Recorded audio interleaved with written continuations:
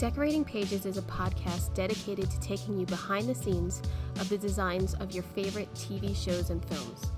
Each episode, I'll be sharing design stories from some of Hollywood's most famous sets. Interviews from set decorators, production designers, directors, and actors about creating the look of TV and film, about their design inspirations, and stories that take sets from page to screen.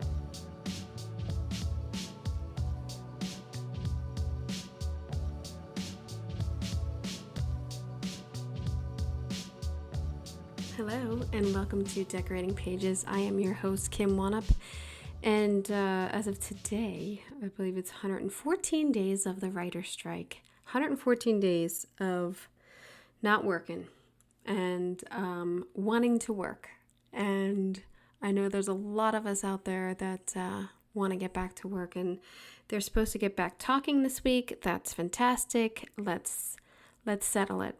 Because I think we've hit the point where people who maybe aren't writers or actors, the rest of us, the 170,000 people, was it 170,000 people are in IATSE or something crazy I read the other day? We're starting to get a little pissed. We're starting to get a little worried financially, if not starting, if not been. I think another stat I read that over $40 million has been taken out. People borrowing against their pension. That's not good. That's not good. It's going to get scary, and it's definitely going to be a hard candy Christmas. So, hey, if you got that reference, give yourself 2 points. I'm jokingly say I'm not joking. I don't think that the strikes will be done and settled until maybe December, maybe January, and then back to work January, February. Now, if you were on a show that went down as a result of the strike, you probably will resume pretty quickly. But for people who aren't on a show, I don't think it's going to be like COVID, like after COVID and this big boom of projects. I think they're going to hold out on that because look at how much they're canceling. Look at how much they're pulling their own content off of their own channels and then not even renewing channels. And it's just, I'm not trying to be bad news bear here. I'm just trying to be kind of realistic and trying to think, what are they thinking? What are you thinking? Because we're creative people. We want to work. We want to entertain. And I don't know. The thing too is I've given myself another job of creating a series of a production design film study. And so I know I have been off in the last 2 weeks. I've been pretty busy watching TV. And, momming and lifing and doing all that. But I've had some really great people join me on this series that I'll be putting out of watching older films, older production design nominated Oscar films. And why were they nominated? And what can someone learn from watching these films? In film school, it's not always, who won the award. Let's face it, like Crash beating out, who did it beat out? It was Shakespeare in Love, or I don't know, I forget. But Crash winning it's not, that was not the movie of the year. It's hard when you start to go back further and further because I'm not aware of all of these films. There are films that I have watched in the last month that I would have never watched, and I have been so inspired by them. Some I can't believe were nominated, some I can't believe didn't win, and some I think it should have been a tie. So it's been extremely wonderful for me to give myself this time to study my craft of film and production design. So I am thankful for that. I'm thankful for that time. But I want to work. I probably could do this while I'm working. I multitask a lot, as we all do in this industry. So, yeah, that's what I've been up to. There's also been a couple things that have come out in the last 2 weeks. There was a article on IndieWire about Dan Bishop, a production designer, and how he did like Mad Men and For All Mankind. You really should look that up. Again, it's on IndieWire, and just his career and how he works, and he's a brilliant production designer, and I am lucky to have taken over two shows actually of his, because he did the perm sets of Parks and Rec and For All Mankind. Though For All Mankind, we jump decades, so I didn't really take over a lot of what he designed, but the sets that were there were fantastic. And by the way, For All Mankind season 4, which is the one I did, I believe comes out November 10th. I think that was I can't. There is a preview. There is a preview on YouTube. So yeah, I'm very excited about that. Another article that came out is also on IndieWire. They have some really good stuff on IndieWire. I'm surprised sometimes when I'm looking through like IMDb Pro or like where these, articles that interest me, a lot of them are on IndieWire. So 9 books all inspiring, 9 books all aspiring directors should read. And they're just, I find them really fascinating, and I really want to dive into it because it's not just directing. There's some camera work in there, visual story, master shots. But I really want to do is direct Lessons of a Life Behind a Camera by Ken Kwapis, who is a fantastic director of like The Office and many, many more. Making Movies by Sidley Lamont. I'm a huge fan of his. I love Network, The Verdict, Dog Day Afternoon. So it's a good list. I always like a list of 9 books for aspiring directors. So I thought that was fun. Now, as I said, I've been watching a shit ton of movies, and you're gonna get it. I'm editing together like videos. It looks profesh. I'm putting them on YouTube. I'll put some snippets on the TikTok, and yeah, because honestly, I know that it's hard in this podcast to sometimes visualize what people are talking about. And I'm hoping that you go and research whatever. If I'm talking about what we do in the shadows and then she's talking about the kitchen, you can look on IMDb sometimes and find really good shots of sets. And sometimes that's where I get my shots when I promo these things on social. So, and also a lot of the times I love plugging designers and decorators' own websites that they have their work on. And I'm even guilty of it. I don't even know if mine's up to date. Like, I've had all this time off, and I've done all of this shit, and I don't even know if my website is up to date. So when I talk to people, they're like, "Oh my God, those pictures are so old." I'm like, I don't know. I just looked at your site. It looks great to me. I don't know. So yeah. So I've been watching a lot of that, and I'm coming up with videos of it. I'm probably going to put the videos on my website if I can figure that out, and definitely YouTube because I know how to do that. I binged The Bear on Hulu in like 3 days. It's like, it was so good. And I loved that they used songs from like classic Chicago movies, like the Griswold songs, Adventures in Babysitting. Like, I caught on to that. I don't know everybody else catching on to that. But there was a design of a new restaurant in there. And I just really enjoyed the production design of Margie Vesky. I think I'm saying that right. Sorry if not. And set decorator Eric Frankel.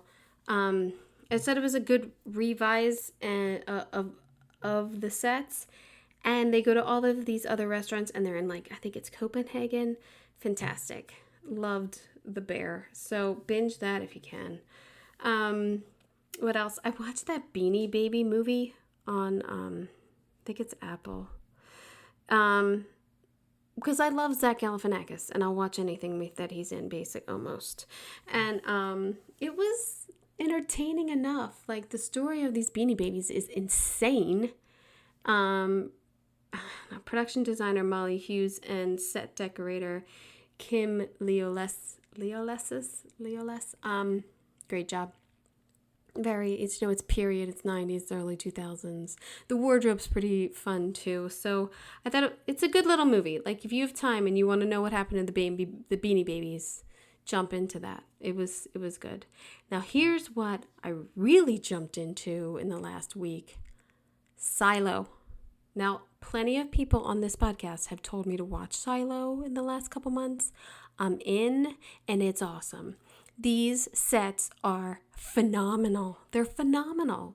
I'm blown away by these sets and just the overall design of everything about it. I'm just loving this like deco modern destructionist type. I don't know. I love it. I'm in on the story. It's a little, whatever. It's sci-fi. Production designer Gavin Bouquet and set decorator Amanda Bernstein. Bravo. I just love it. I think I'm on episode 6. I would be done by now, but my husband's watching with me, and I have to wait for him, and then it slows me down. but he likes it too. So, I tell you what I watched with my boys. I fast forward here and there if it gets a little something, something. But The Flash.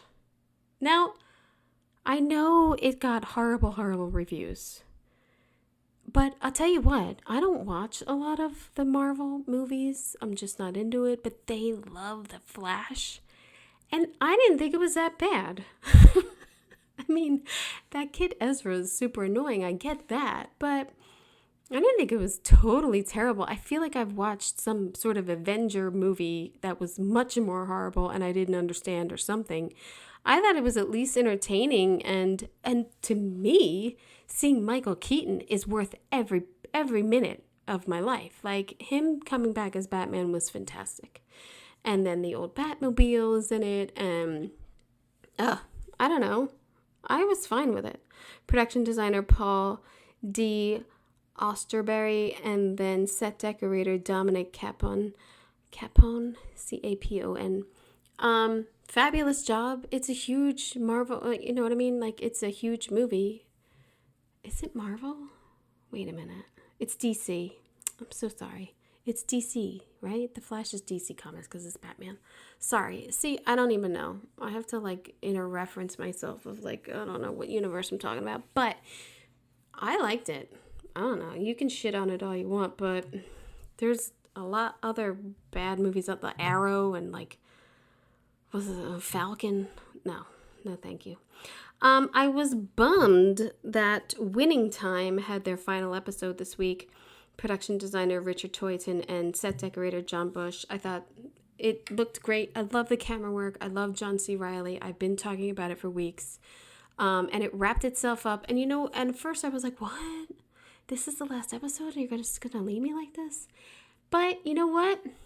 That was good. How much more can I get? I don't want to get into personal things with all of the players into the early 90s. I don't want to do all that. But I would like to see the evolution of Pat Riley more. I kind of like that. So Winning Time is over. That's a bummer. But Salt Lake City Housewives has started, and that keeps my heart going too. And Sister Wives. Oh my goodness.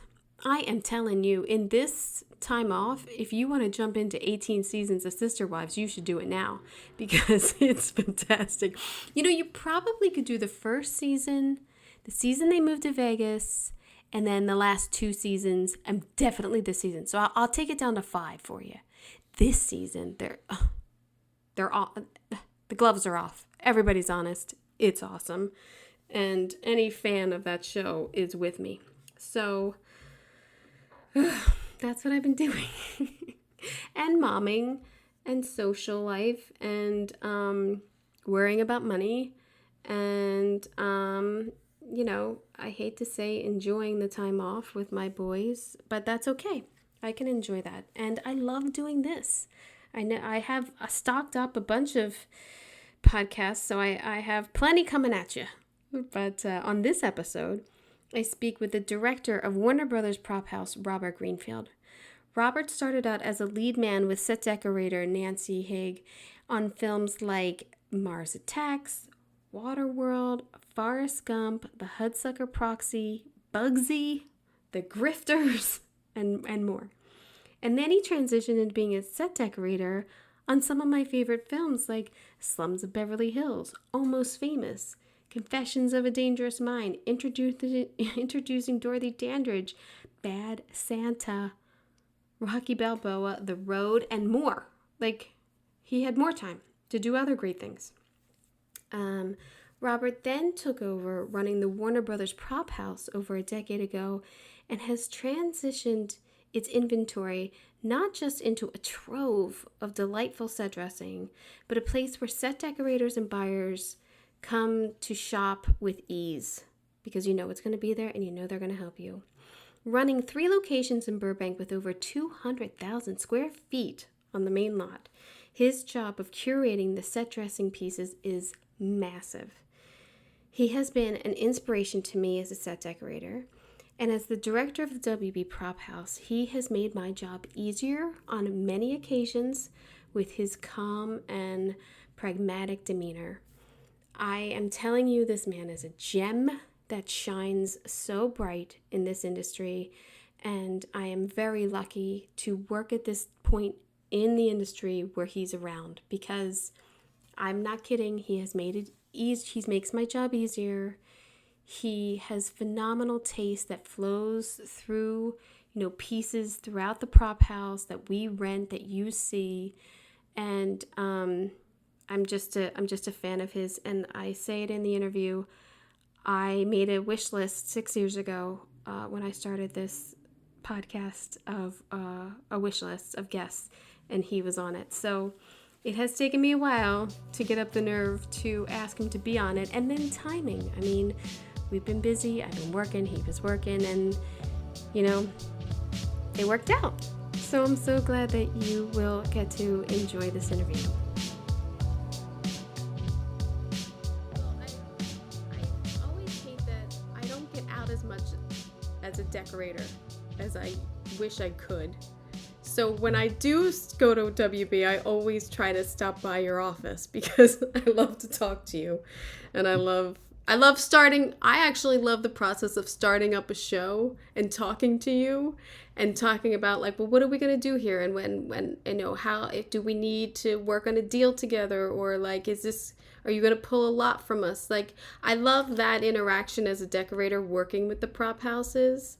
And you always make it so easy, so I'm always thankful for that. I love seeing you. I haven't seen you in probably almost a year.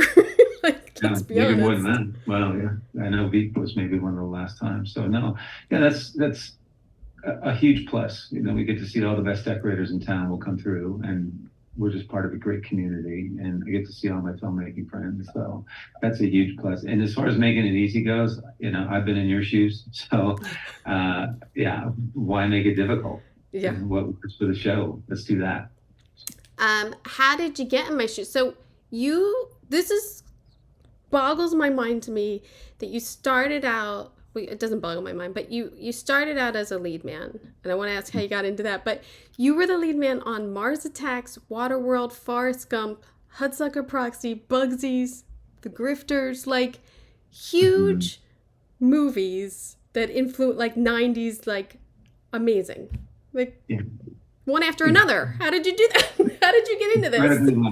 Incredibly lucky. Honestly, it's just all luck of the draw. I got really lucky. I started out with some friends who wanted to be actors and writers, and they're still acting and writing, and they're in the prop and set tech business still. I see them a lot, on them. Nice. And I just was in the right place at the right time. I met a friend of mine, Paige Augustine, and she said, "Oh, we're looking for a lead man." And I went and interviewed with Nancy Haig, who was my mentor and boss for 10 years. And I went into the interview, and the person ahead of me was Kirk Petruccelli, a production designer, and said he didn't get the job because he said he wanted to be a production designer. And the person after me was Jay Hart, And Jay Hart was a fabulous decorator, as you know, and he Right. said, "I don't want the job really. I want to be a decorator." And I'm the only one in the interview who said, "I want to be a lead man." So I hooked up with Smart. Nancy. Yeah, well, at the time, that's all I was trained to do. That's all I'd done. I'd only done a handful of shows, and she took me under her wing, and we just kind of hit it at the right time. And we just did the Grifters and Bugsy and Barton Fink, and they were doing a lot with Coen Brothers, and I kind of rode on those coattails. And it just got bigger and bigger. And then Forrest Gump from Waterworld. And I was just really lucky. Of course, you have to earn your pay just like everybody does. But we were kids, we were just learning as we went and figuring it out. And lots of people helped us out. It's such a nice community. And Yeah. yeah, we got lucky. What do you now, and then you transition to decorator, but now when you see the position of a lead man, are you like, whoa, thank God I had it when I had it? Because it's evolved tremendously. I mean, we'd have to Yeah, be honest. absolutely. I was not because I did it, but I think it's one of the harder jobs in the show because you are managing so much. You always have to manage the money and the people. I always said that it's broken into thirds. There's the talent portion of it as a decorator and the job of actually moving furniture as a lead person. Then you have to do your budget and then you have to do your people.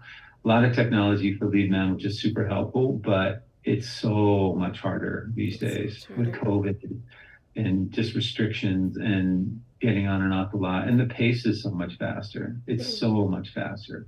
So I always thought it was a difficult job because you're taking all these disparate elements from 30 different prop houses and dressing them in, painting them into a picture, and then taking all those things and putting them back into those prop houses and keeping everybody happy. Yeah. And managing your crew and figuring out who's got the keys and where's the truck going. And yeah I think the lead job is just really one of the harder jobs on the show, and it can be done really, really well or really, really poorly. And I was very lucky. Nancy was very patient with me, and I got to learn a lot on the job. Then the trick with the lead man, there's only one on a show, same as a decorator.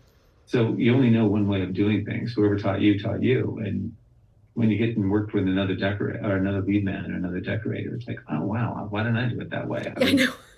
That's stupid.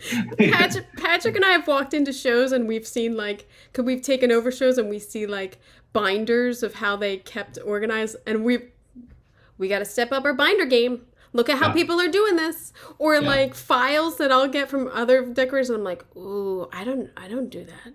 Oh man, now I got to step this up, or and on my last show I had 2 for a certain amount of time, and it was hard juggling 2, but I also had another decorator, so it was kind of like we separated. But having 2 lead men work together with guys and trucks and everything, that was very hard, and it's a huge puzzle. It's a huge puzzle every single day. It's crazy. No, I think that was harder. We had 2 lead people. Chris Spellman was our other lead person on Forrest Gump, and he was doing LA and I was doing the on location stuff, and just getting into town, kind of leapfrogging over each other was super complicated. Yeah. You make assumptions. I thought you guys were getting that, or you taking care of it, and it's a really, really tough job. Plus we move at such a huge speed. Yeah. It's just so many expectations. My poor lead men too. I tortured them when I moved up. I didn't know how to do my decorating job. I knew how to be a lead man. So right. Micromanaged a little. I mean, that's fine till you trust people. I mean, you gotta trust them. Yeah, sometimes I just go load a truck because I can. Well, there have been times on little projects when I'm like, oh, I'll jump. We don't have enough guys. I'll jump in. Oh, we have to mark off every single tchotchke, and I'm like, I don't. This is ridiculous. It's like I knew there were 2 of those. I used the 2 bookends. I know we have them. Yeah, they're here. He's like, that's what we're missing. Yeah, Patrick's like, no, that's not, get back over there and start checking off. And I'm like, oh, okay. I can't believe you guys do this for every set. It's great. Well, you don't want any L&D. No. You always want your prop house friends to be happy to see you when you walk back in the door. Yeah. So. Yeah. So then you think to yourself, well, I can decorate. Did you start, were you leading and thought, oh, I can decorate too, I know that I can do this? Or was it by an opportunity and then you were like, no, I can do this? No, we were kind of heading that way. Nancy was always very generous and always giving, your larger. I get the boy sets, like on Forrest Right. Gump, and Right, right. Dina Roth on Spawn. Like, okay, you handle all the red cars in the alley dressing, all that stuff, and you just kind of do it. And as a lead person, you just take on some of that responsibility, especially with somebody you work with for 10 years, and they give you a set, and you go and take care of it, and you realize, oh, okay, that came out well. I can do this. I have the chops for that. And then the lead man it's a grind. It's a lot of work. And once you kind of master it, it's going to be the same on every show. Whereas decorating, I was always curious and interested in something new. And that's the best part of the job.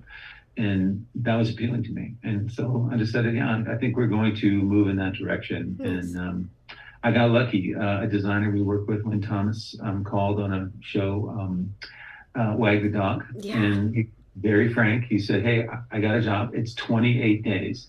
I do not. I'm going back to New York. I do not have a second job for you. I will probably not hire you again because I'm going to be working in New York the next 3 years. If you want to take this chance, I'll give it to you. But you got to pull the trigger, and it's going to be 28 days and 2 weeks of prep." And I did it. I made the leap, and I got lucky. And then Dina Roth saved me on Slums of Beverly Hills, was my second feature. So it's easy to get your first film as a decorator. It's really hard to get your second film. And I got lucky. Dina hired me as a decorator on Slums of Beverly Hills, and that was my second. And then you just start rolling and getting it. I was actually wondering if you did Slums first, but then it didn't come out till later because it's a lower budget film. You're not out the gate with De Niro. I mean, that's No, amazing. that was a transition. That's funny. It was a low budget film. Slums is a fun movie. It's I really love held that up. movie. I love that movie. I saw it in the theaters. I loved it, and it's Yeah, inspiring. And it's still when I drive around those foots of Beverly Hills, I think about that movie every time. Every Dingbat. time. Yeah. Yeah, they're called dingbats, the houses with Yeah. the up on Yeah. with the carports. And like I drive past dingbats and think of that movie, and I Alan think of it. Arkin sitting in the driveway talking to people who came up. You look familiar. Like, oh yeah, wonder where we know each other Yeah. from. He would he would just roll his eyes and laugh. Like, yeah, no, I tell him an actor, they don't believe me. So it's funny. Yeah, that was super low budget. Stan, the producer, I remember on the first day, he's like, "You have $14,000 total to spend on this budget. Not $14,000 in one. You can spend less, but you cannot spend one. You have 14,000, and when it's gone, and you're on your own." And we spent just like a dollar under. We spent every dime of it, but we had no money, Oh my no money, god. Did you thrift shop that? Did you everything. was it like dress locations that needed enhancement or was We it shot, yeah, the Dresden. I'm sorry, yeah, yeah. didn't mean to interrupt. Yeah, Dresden downtown and Dingbats and actual apartments. Yeah. There wasn't a field on that, and we thrifted it, and we had a little bit of rental at Sony, just a little tiny Yeah. bit here and there. We could not afford very much, so we had almost none. And great location management on that show. I mean, a lot of the shots were really Yeah. were captured in location. And Dina did a great job. She's a really talented decorator and designer. So she does both. A lot of people didn't know that, but she was Yeah. great. Still is. So And then you got $15,000 to do Almost Famous, right? 15,001. That was so fun. I can't imagine that film. I think of that living room. I think of his boyhood home all the time because I love that scene with the records. I love his bedroom. Yeah. And I think as a decorator how special that would be to have the mind of Cameron Crowe there sort of influencing like, yeah, kind of look like this or like or what's he like, do what you Oh, want. yeah. Well, Cameron's a really unique individual. So I love Cameron, and I would work for him any day. He's just a gentleman, and he's so thoughtful and inclusive. And best idea wins. Keep coming up with ideas. And I asked him, I say, "Hey, Cam, what posters did you have on your wall when you were, 12 and 13?" He says, "Oh, I have them." I said, "What do you mean you have them? Like your actual posters?" Like, "Oh yeah, I save everything." He's got a whole storage unit and a house full of his memorabilia, and it's the coolest stuff. Oh Like my God. half the posters in there, which were clearable, were his, and they're on his wall. We did all the furniture and the records and cleared all the records and whatnot, but all the wall covering, the posters were all his. And then you go into a storage unit, you open a drawer and like, "Oh, where's this little mushroom pendant from?" Like, "Oh, Greg Allman gave me that." stories that were just like, oh my God. But and his mom was on set a lot, Oh wow. Alice Crowe, and she gave us a lot of insight, and we had a lot of fun with her mom set. Funny story, we dressed the whole set. I bought this Lane cabinet, and his mom came into the set and said, "Did you get that from my house?" And like, what are you talking about? You live in San Diego. Like, I have that same cabinet. Did you go to my house? Because I know Cameron, you were down there. Like, no, we bought that. Like, that is so trippy. Like, she had the exact same cabinet. You I just think we gave it to her at the end of the show. So he's a really good director. He gave you lots and lots of direction, and then we just had so much fun with it. that I mean to tap in like that is so rewarding as a decorator too when you get like, oh, I got it, like somebody like I was on the same page, like it's awesome. No, just the character. It was so flushed out, and you kind of, and Cam's good about telling you what the feeling and the mood is, and the story was his, so you're recreating a life, which is a little harrowing, but we knew we were doing something special on that movie. Mm. Sometimes films hit like that, and you kind of know, you know what, this doesn't come around that often, and we really enjoyed ourselves making that film, and we had such good time on set. It was a real family collaboration, Oh, that's and awesome. it turned out wonderfully. The music was great, the cast was great, the DP John Toll, great. I mean, and the whole support crew, everybody was just, we knew this one's got wheels. So Who was Clayton Hartley the designer? Who was the designer? Am I wrong? Clayton Hartley and Clay Griffith were co-designing that. Oh. Technically, Clay Griffith is a designer. Clayton got the title because there was a bit of because Clay Griffith was a decorator and very close to Cameron. He was his personal assistant. He did all his films prior to, and so he was still kind of getting into the 800, and that was the stipulation that both of them got the design, and they both kind of worked hand in hand. But Clay Griffith was the designer on that, and Clayton was more or less the art director. But absolutely, again, everyone collaboratively was just knocking it out of the park. We all had our sets. I think there was like 120 sets on that movie in Oh, 5 so many minutes. sets. It's like I just recently watched Daisy Jones, and it's again like the musician, the stages, the backstage, the like. It was reminiscent to me of Almost Famous too. I'm sure they Yeah, tapped into that a little bit, but I love all that. I love it. beautiful, beautiful project. They did a great job, and it's a fun genre. What happens behind the scenes in the music and the fun on set. You're like, hey, is that Robert Plant? Like, yeah, it's Robert Plant. And Pearl Jam would show up because Kelly Curtis, their manager, was kind of our tech, and our guitar tech was Peter Frampton. So like, who's the old English guy in the corner? Like, that's Peter Frampton. Like, from my album when I was a Oh kid. my Like, yeah. god. What are you doing here? He's like, I needed a job. Cam offered me a job. Why not? It's fun. So Oh, it's that's true. fantastic. God, Yeah. that doesn't really happen. You're right. That sounds like amazingly special that everyone Yeah. just wanted to be a part of it. Yeah. No, it's a good show. Really, really lovely. So, you do have a lot of periods in your thing. At least the ones I picked out as like my favorites, but Dorothy Dandridge was Mhm. one of the best biography pieces, I think, that was so moving. It was so Yeah. sad. It was so Yeah. exciting, but so sad and so beautifully done. Thank you. Yeah. All the way around. It was a really touching story, and it could have been very, very poorly done. Could have been very melodramatic. And Martha Coolidge, the director, just the script was a little patchy, and she really worked on it and brought it to life. And I think we all got an Emmy nomination Yeah. except for her, which I think was just a crime because she really, And really win. cohesively brought that together. And her partner, Jen Spencer, was a production designer. Mm. And it was just, that one was a labor of love too. It was a lot of fun, a lot of work. We spent a lot of time at the Ambassador Hotel before it shut down. Made a lot of deals, but it was a sad story and a tough story to tell because you just saw that the racism and the things holding her back, and Yeah.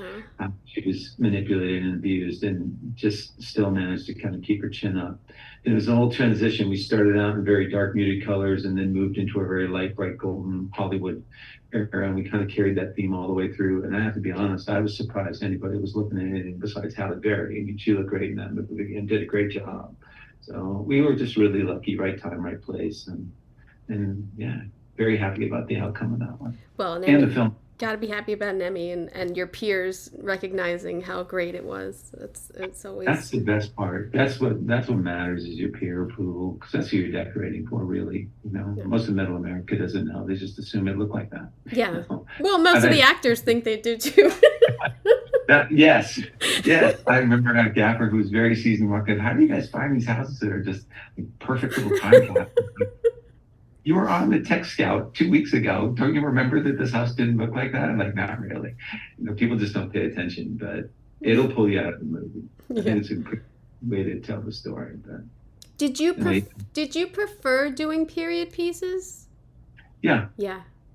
yeah, that was the thing. Starting out with Nancy Haig, we did, Barton Fink, Hudsucker Proxy, Bugsy, all 1930s, 40s, 50s. And that was kind of the heyday of 30s, 40s, 50s here in Hollywood too. There was just so many great shops that were antique and great resources. So it kind of gets in your blood a little bit, and Yeah. you learn a little bit about it. You feel real comfortable doing it, and yeah, I always liked it. I just like it's just more interesting than recreating a living room that exists. You can just go to Ashley Furniture and buy something. This is, you had to hunt it down Yeah. pre-internet too. So that's Yeah. you really had to travel. Really, Pre-Craigslist. yeah. Oh yeah, yeah. Driving out to Pacoima, I remember picking up a TV in Highland Park, and the guy kind of sent me a blurry photograph, and I don't know, he might be an ex-murderer. So if I don't come out of there in about 10 minutes, please come in after me. Oh yeah. But We always do that with like my buyers or whatever. Like, I'm going to East LA to pick up this, record player. Here's the address. Here's the guy. Here's the email in case nobody hears from me. Like, they could kill me. It's like, sorry, it's but much we easier. need that record player. So hurry up now. No, no, was a Hero TV in Forrest Gump. It sat on top in the barbershop. So yeah, I got lucky, took it over, had a 24 frame. Something that kids today don't have to do. I know. Yeah, but I don't miss that. I don't miss like, oh, don't worry about the TV. We're never going to turn it on and we're going to green it out or we're going to blue it out or whatever. It's like, oh, thank God I can pick any TV I want. But yes, yes. exactly. Then the DP comes in. It's a big black hole in the wall. We have to have a TV there. It's like, well, it's scripted. There's a show. Yeah. So you figure it out. The I'm a huge fan of Jim Bissell, and I've had him on the podcast. I've been able to talk to him, and I just adore every story he tells and everything. And I talked to him about Confessions for a Dangerous Mind, and I think it was that he said that they never told him that they were going to color it the way they did, like to change the colors and everything. So he was kind of surprised when he saw it. He said, Yeah. and it was Yeah. like, well, decorating wise, that must have been annoying. Like, Yes and no. Kind of had that Gone Show feel. I'll be honest. I only did the LA, Mexico portion of that. Most of that was filmed up in Canada, so I was only on there a month or two, and the rest of the crew was all from Canada up in Toronto, and I think a very talented crew. It looked great. yeah. I mean, recreating all that. So I did just a little bit, the Day of the Dead stuff, and some of the stuff at Valley's Day Ranch and Oh yeah. Blue Cloud Ranch, and his house and Drew Barrymore's house. Oh yeah. Well, lovely. I love Jim Bissell. I think he's just incredibly talented and a nice human being. He still sends me a Christmas card every year. That's And awesome. when the world ends, I want Jim Bissell to tell me because I love his voice. His Yes. voice is a little calming and Well, rational. you and Jim, you have a fantastically soothing, like everything's going to be okay voice. So I think the two of you could make a call. I think that'd be great. Well, we'll divvy it up. We'll both make a list and tell everyone the world. He was a real gent to work with, and Gabe Buckley was the art director on that. It's just a great crew as well, and fun. That was a fun one. George Clooney, great director. Yeah. Great. I've heard nothing but Really. great things about him directing. It seems like a gem. Like, Yeah. you know what you want, you know what you're going to do. Great. Yeah, I know every day. It was what you learn from Soderbergh and the Coen brothers, and those guys are great. We did a lot with the Coen brothers, and every day, like, here's your set list, here's our shots, here's 1, 2, 3, 4. Don't dress past here because we're not going to shoot that direction. Don't dress this room. I just want a close up on the stereo handle. I'm going to be in makeup for an hour. If anyone has any questions, come and see me. And then a jokester. Guy was so funny. He was always doing something. So you didn't ever even want to go into the bathroom because you knew something was rigged in the honey wagon, like, saran wrap or something. Oh He was my really God. kind of funny in that direction too. Just a very down to earth, and I really liked him as a director. Mhm. Have you had any bad experiences? Yeah, but we don't talk about Yes. those. They're good I stories. mean, I would love to. I mean, you don't. I mean, we all commiserate over like how hard it is and everything and this and that, but generally, the projects are fantastic. Like because if you accomplish it and you decorate and you love your sets and everything, you still sort of have a good time. Yeah, well, I always tell people, hey, it's a great job. When I took this job at Warner Brothers, I knew how to spend $1 million of somebody else's money. I Right. didn't know how to make $1 million, but I knew how to Right. spend.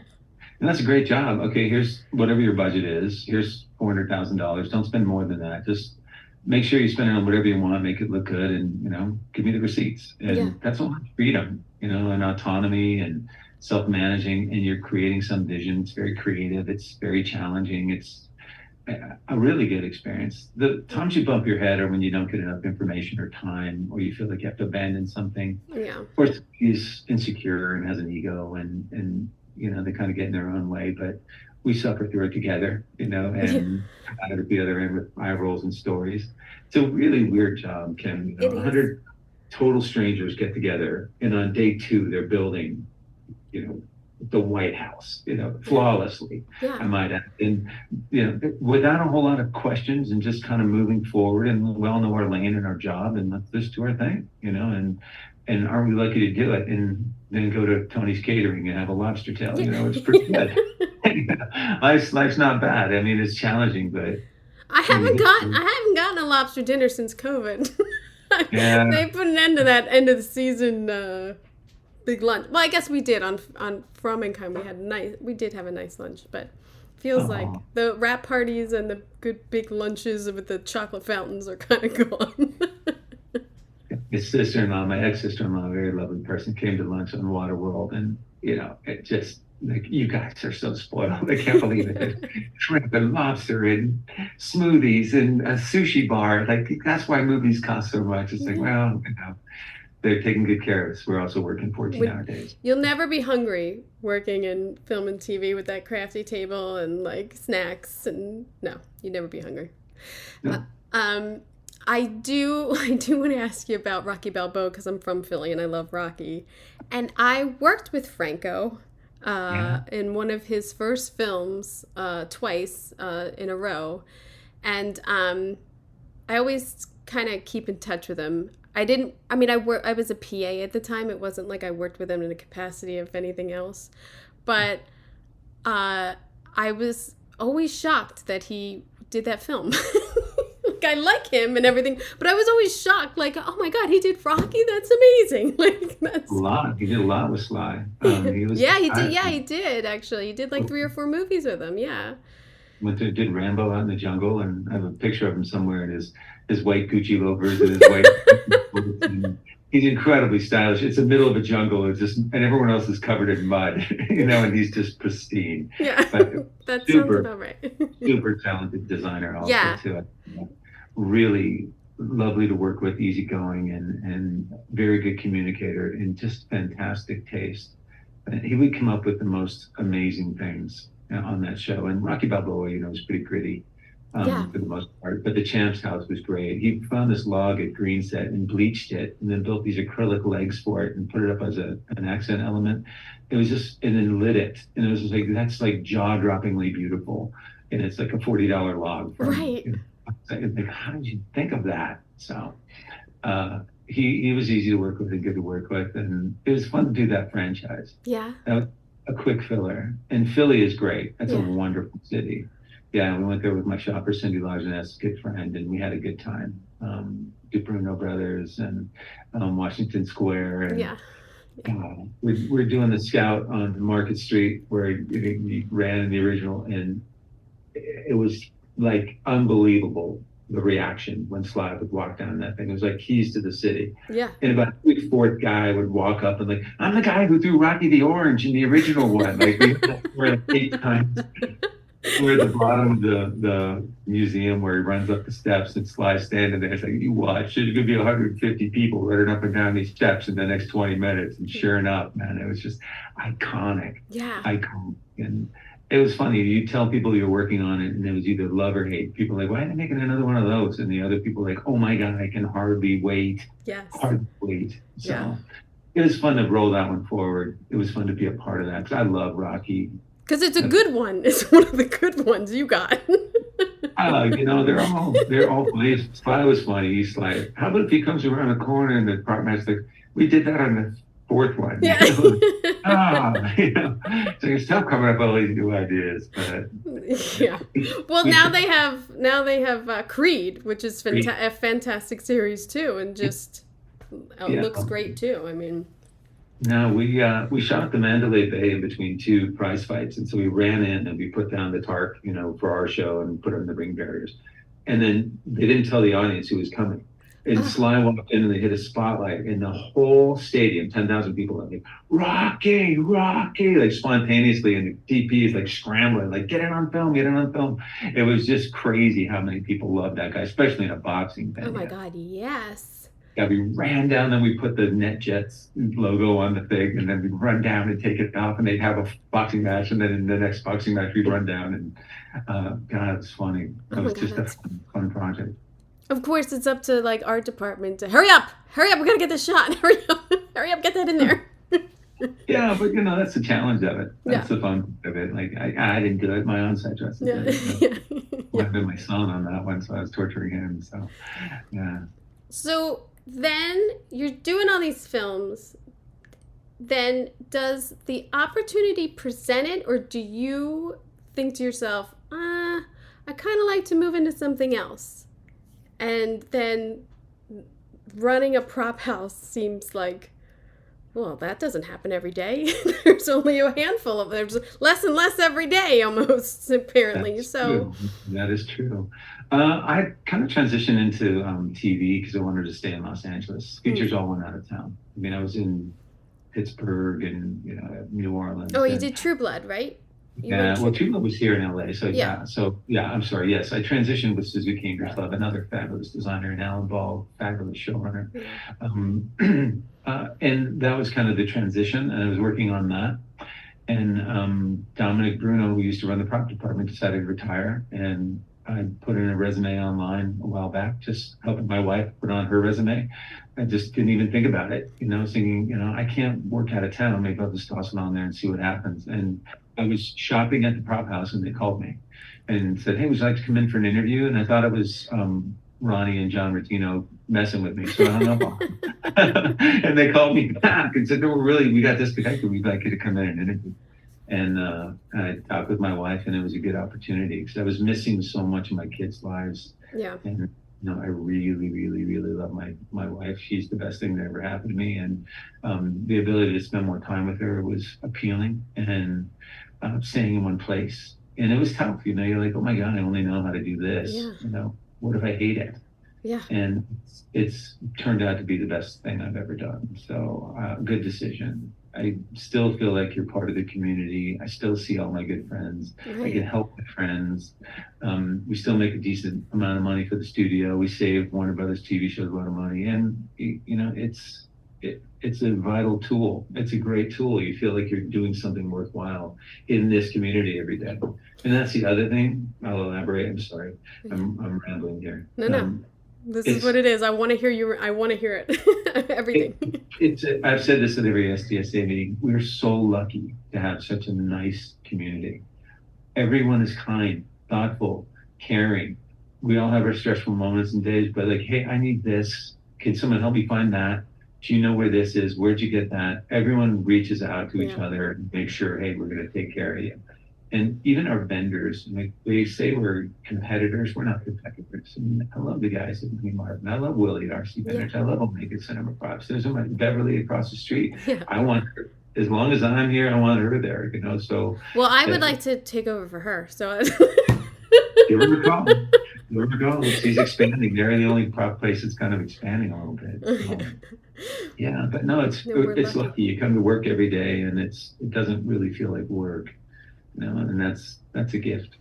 So when you took over, because I used to be scared to death to go to Warner Brothers. First of all, it's humongous. It's 4 floors. Yeah. It was so scary down in that basement before, because the lights would go on as you walked, but there was like creepy outdoor shit, and then like I don't know what was over there, and like I used to be so scared to go down in that basement. But I used to love to go to Warner Brothers because I would see pieces and be like, oh, I know that was from like Great Expectations, or like they have such a you have, well, you still do have such a plethora of like older pieces that you can't find anywhere that are magnificent.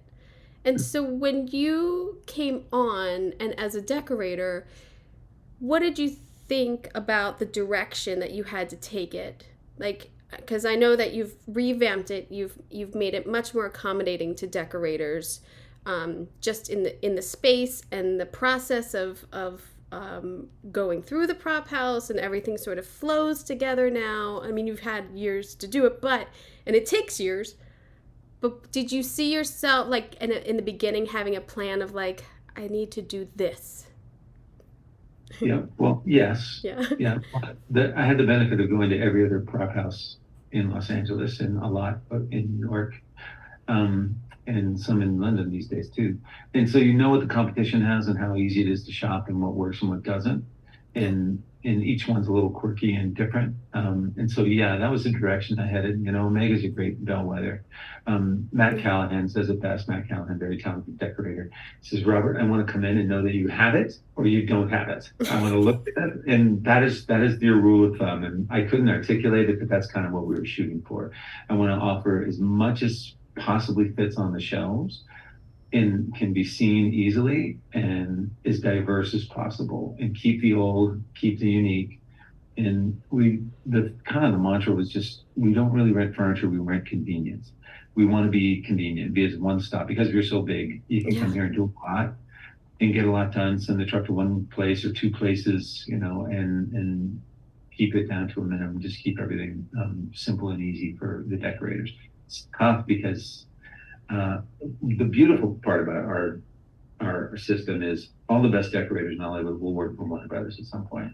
And the legacy items here are from Casablanca and, you know, the Big Sleep and, you know, Cool Hand Luke. And everyone has contributed to this stream of things. And I think that's one of the successful parts about this business. Everyone wants to come back and visit their kids.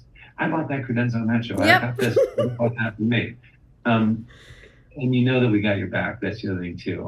Everyone who works here is a filmmaker. You know, Brent Rice, our foreman, you know, fabulous lead man for Jan Pascal. Chris Decker's been here for 25 years, but he was a prop master. You know, Slick has worked there. Steve Flynn, who's running the doc, he was a fabulous commercial prop master. Everyone knows your pain, and they want you to come here, get you out the door. We understand what you're going through, and we get it. We're not about making a buck. Let's help our friends. You know, and that's a big difference. And yeah, it's daunting. You know, the old regime was a little hampered and hamstrung. They didn't quite have the labor they needed, and the place was pretty dirty and not as organized, and they weren't taking in as many assets because they just weren't kind of funding that. Where do you get most of your assets from? All our assets come from our own Warner Brothers film and TV shows, 90% of it. Like we put in $5 million worth of assets every year. I mean, it's a huge churn. We do 120 TV shows and 20 films. So there's always, and then we have a deal with Netflix where we get a call every now and then. We usually refer it over to Beverly because she doesn't get as many assets as we do. We just don't have room. We get stuff from HBO. We buy things occasionally. We're always trying to fill that gap. Yeah. You know, decorator walk in, you don't have enough of this. Like, you're right. Let's go fill that gap. You know, so just buy a bunch of bird cages. Because the best thing about Uni and WB and Omega and Sony used to be, it is kind of one-stop shop because you have drapery, you have the furniture, you have the smalls. I mean, you can basically get the majority of your set if you just have to go out to one prop house. If you only have time, that's like a magical thing too. Of like, oh, the style is it's a uni set, or it's a WB set. Like, let's just go. Mm-hmm. And the fact, you get most of it. And I never, as a decorator, shopped at one place. You always go to 4 or 5 places. Yeah. You can't find it all. I mean, you can compromise, but no, we get that, and you can't ever have anything. That's why there's 30 prop houses. But we try and make it as simple as possible and do the biggest bite. And also, it's the other thing too, we don't have it. I know who does, go see Right, Dan at Prop Heaven, go see, right. go see Keith Mara, and those guys have it. So happy to do that, Yeah. because we just want to make your life easier. Well, I just have such an appreciation of how you and your staff interact with the decorators and the buyers and the crew, because it can be very overwhelming, like your first time, like you were saying, like you see new people coming in, or like I was scared. And Oh, starting a show with no money, or like, hey, I have this show and the schedule is crazy, but I know that like I can work with you with like coming here. And I sure. always feel like everyone is always so ready to help. It's such a pleasure. It's so nice. I mean, and other prop houses too. And you're saying like we all are nice people, but I Yeah. genuinely like appreciate that every time I start a show.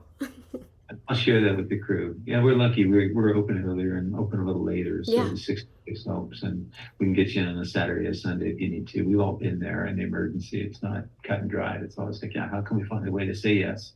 Let's try and figure it out together. And yeah, again, it's nice to be a bit of an anchor. We're just massive too. I mean, thank God that Warner Brothers were Yeah. cheap.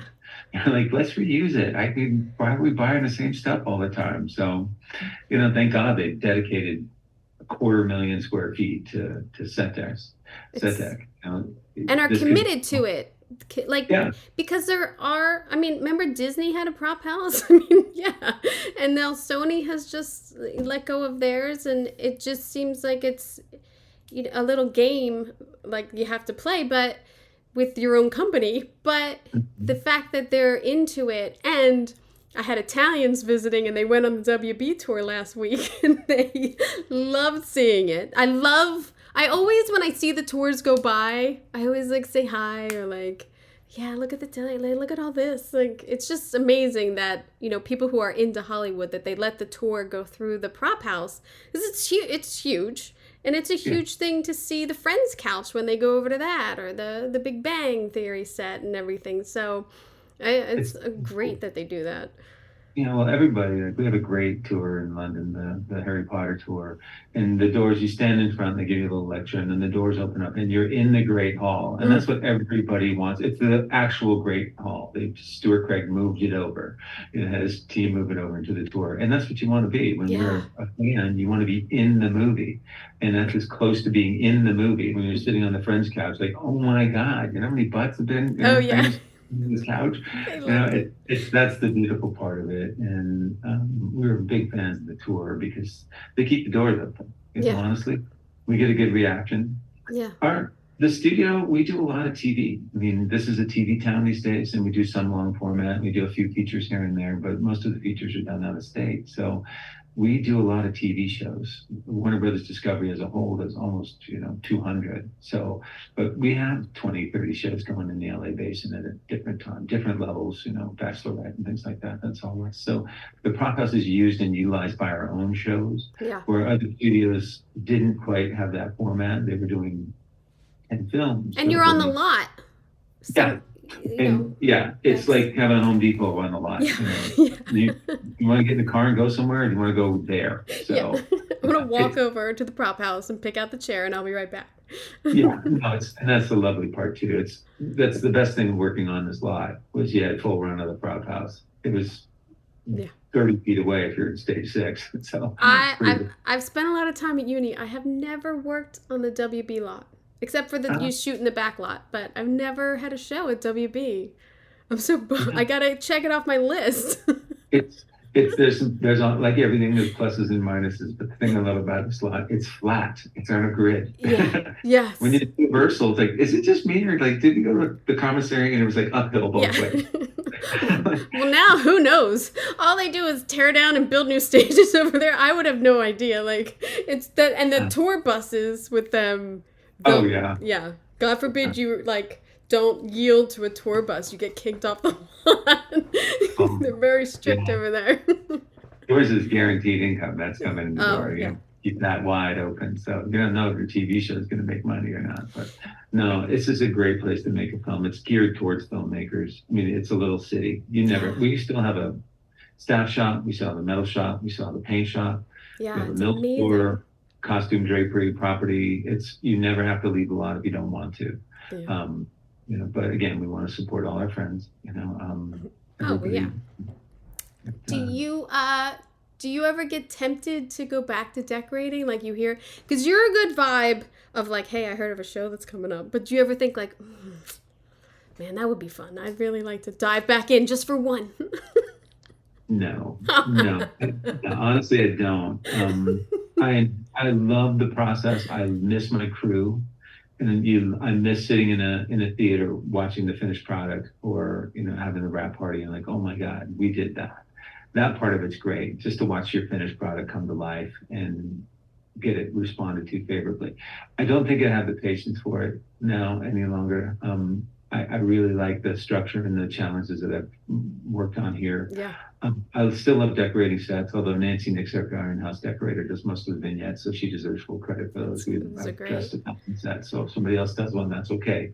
So probably wouldn't be. It would be fun to try it. I'm sure I'm incredibly rusty, but I don't miss the chaos. I do miss the camaraderie. Yeah. And I do miss, spending other people's money. Yes. It is fun. It is a fun one.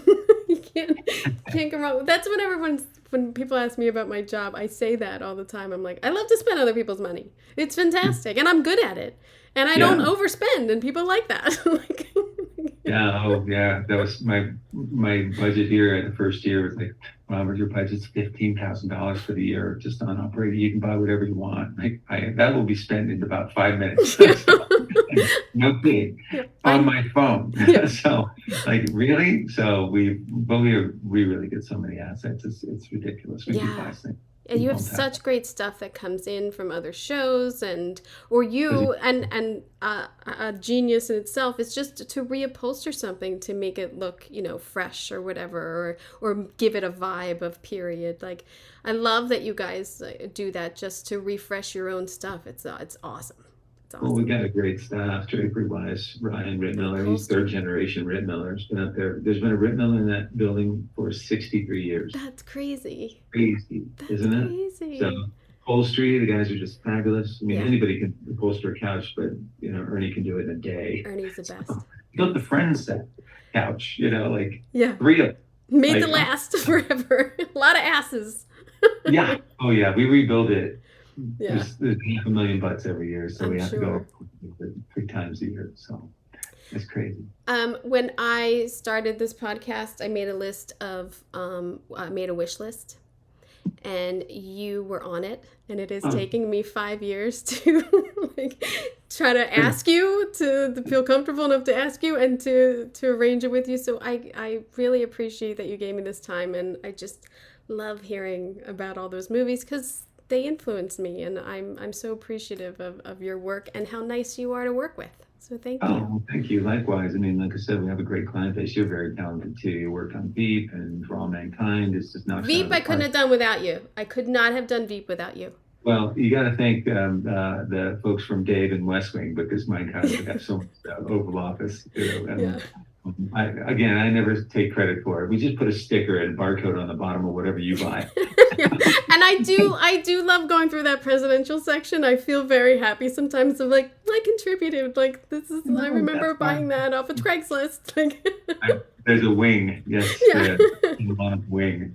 So no, that's the beauty of this place too. And we feel really lucky. And I've had a great life in film. Very, very happy, and very happy to work with incredibly talented people, bringing their visions to life. That's the other thing too. Like, wow, let's see where this can go. Like I said, let's find a way to say yes and figure out how to get it done on time, on budget. There's always a way to do it, and just feel lucky, really, really blessed.